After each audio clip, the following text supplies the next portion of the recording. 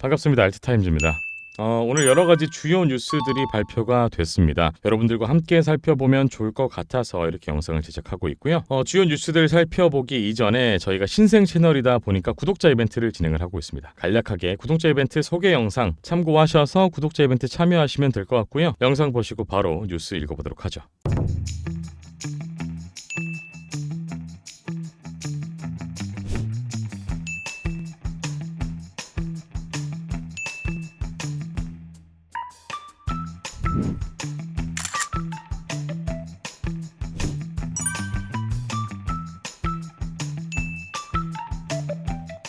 자, 구독자 10만 명이 될 때까지 쭉 이벤트는 계속될 거니까요. 많은 참여 부탁드리도록 하겠고 구독, 좋아요 한 번씩만 부탁드리겠습니다. 자, 미 2년물 국채 수익률 고용보고서 앞두고 14개월 최저. 미국 정책에 민감한 2년물 국채 수익률이 23년 5월 이후에 최저치로 떨어졌다. 미국 경기 침체 우려로 금리 인하가 가속화될 것이라는 기대감이 반영된 것이다. 채권 수익률 하락은 가격의 상승, 강세를 의미하죠. 블룸버그에 따르면 현지 시간 1일 2년 만기 미국 국채 수익률은 4베이시스 포인트 하락한 4.11포인트까지 떨어졌습니다. 이는 14개월 만에 최저 수준이죠. 채권 수익률의 하락은 이날 발표된 미국 실업수당 청구 건수가 증가된과 따라서 제조업 지표 악화 등으로 경기 침체 우려가 확산된 데 기인한다. 시장에서는 미국 연방준비제도가 공격적인 금리 인하를 단행할 것이라는 관측이 힘을 얻고 있다. 채권 트레이더들은 올해 FED가 0.25%씩 세 차례 금리 인하를 단행할 것으로 전망했다. 특히 금요일 발표될 비농업 고용 데이터는 이러한 강세장이 이어질지 여부를 결정짓는 중요한 변수로 작용할 것이란 전망이다. 미국 국채 시장은 연준 의장의 제롬 파월의 발언 이후 강세를 보이고 있다. 파월 의장은 9월에 금리를 인하할 가능성을 시사하면서 인플레이션 상황이 악화되지 않는 한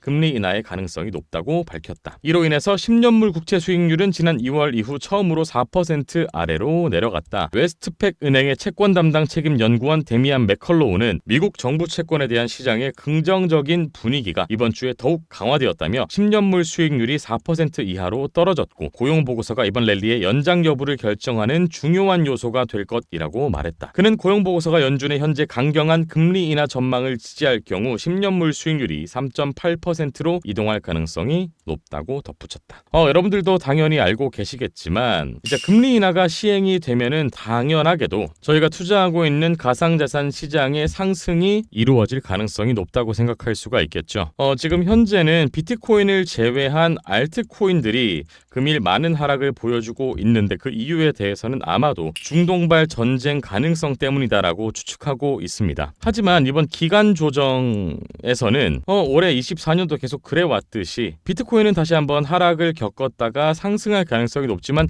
알트코인에 투자하고 있는 홀더분들께서 지금 굉장히 힘든 시간을 보내는 것으로 생각이 되고 있습니다. 하지만 24년도 알트코인을 포함한 거의 모든 코인들의 불장이 예견이 되어 있다고 해도 과언이 아니기 때문에 전체적인 시장의 분위기는 크게 살펴보게 된다면 낙관적이라고 할 수 있습니다. 그래서 여러분들, 투자자 여러분들이 지금 당장 멘탈을 좀 부여잡고 견뎌야 되는 시기다, 이렇게 말씀드리고 싶네요. 그리고 금리 인하 관련해서 또 다른 뉴스 기사 살펴보도록 하겠습니다. 미 1년 금리 정책 일단 각자 도생, 결국 미국 금리 인하에 발맞출 것이다 라고 되어 있고요. 자, 금리 인하 기대감에 지난달 채권 ETF에 역대 최대 390억 달러가 유입됐다. 자, 미국, 일본, 영국이 거의 동시에 금리를 결정하며 다른 선택을 했지만 결국 일본 외 선진국의 중앙은행들이 대체로 미국의 보조를 맞출 것으로 전망됐다. 현지 시간 2일 블룸버그 통신에 따르면 각국 통화정책 차이가 벌어지면서 주요 3개국 중앙은행이 각기 다른 방향으로 움직였습니다. 일본은행이 31일 금리를 0.15포인트 인상했지만 연방준비제도 연준은 금리를 동결하면서 9월에 인하 신호를 줬죠. 1일에는 잉글랜드 은행이 팬데믹 이후 처음으로 금리를 0.25%포인트 내렸다. 몇 달 전 캐나다, EU,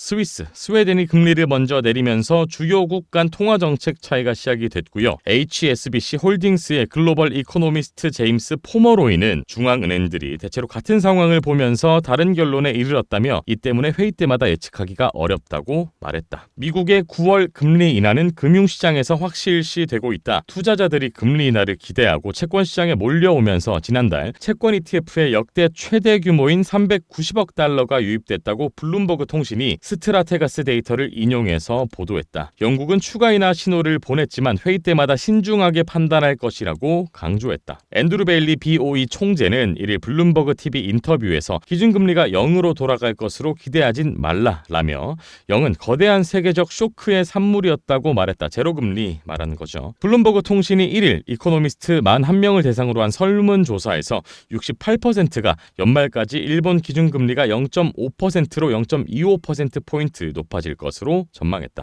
인상 시기로 10월은 약 24%, 12월은 44%가 제시했다. 금융시장에선 일본이 내년 1회 추가 인상에서 연말 기준금리가 0.75%에 이를 것으로 봤고요. 또 최종금리 수준을 1% 정도로 예상을 했습니다. 미주증권의 수석시장 이코노미스트 우에노 야스나리는 임금과 인플레이션 선순환에 관한 자신감이 부족하다며 연준이 금리 인하를 시작하면 엔화 강세와 함께 인플레이션이 완화하면서 금리 인상의 허들이 높아진다고 말했다. 블룸버그 통신은 일본이 미국, 유럽, 영국과 반대 방향으로 움직이면서 그동안 일본 초저금리 시대에 축적된 글로벌 거시 불균형이 축소되고 엔화, 달러와 주식 등의 변동성이 커질 수 있다고 말했다. 금융시장에선 엔달러 환율 목표를 140엔으로 새로 설정하고 있으며 블룸버그 통신은 지금 국내 요인이 주요해서 선진국마다 금리 조정 속도가 다르겠지만 차이가 오래가지 않을 수 있다고 말했다. 벵가드 그룹의 수석 미국 이코노미스트 로저 알리아가 디아즈는 첫 인하 시점이 다를 수 있지만 연준이 시작하면 대부분 발을 맞출 것이라고 관측했다. 블룸버그 통신은 각국 중앙은행이 세계 최대 경제 국가이자 기축통화국인 미국과 전면적으로 따로 움직이긴 어렵다고 지적했고요. 가령 캐나다가 금리를 내리면 미국과 금리 차가 커져서 캐나다 달러의 절하 압박이 커진다. 사실 이 부분은 우리 원화에도 통용되는 말이라고 생각하시면 됩니다.